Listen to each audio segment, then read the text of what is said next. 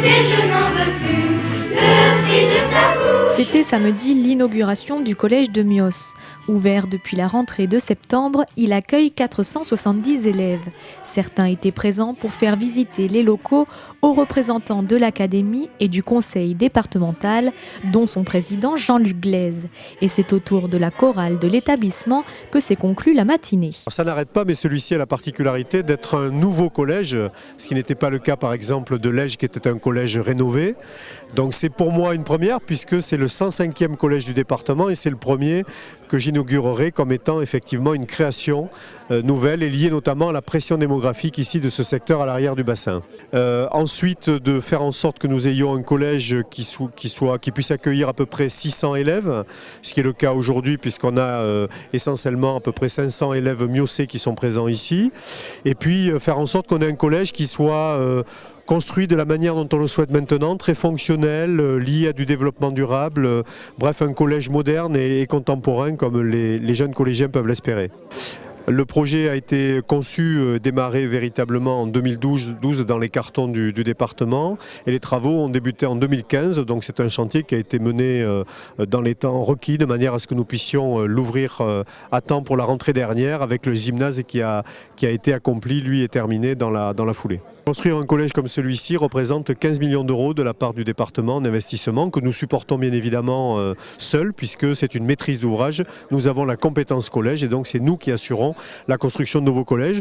C'est donc le 105e, mais il y en a d'autres qui seront prévus dans le département puisque la Haute-Gironde et puis entre ce secteur et le secteur de la Brède, il y a de fortes pressions démographiques, donc il faudra sans doute envisager de nouveaux collèges à réaliser.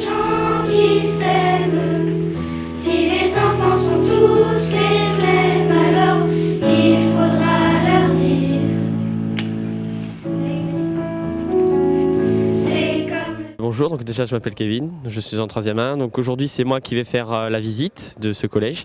Je commence un petit peu à stresser parce que je vois qu'il y a quand même beaucoup de monde.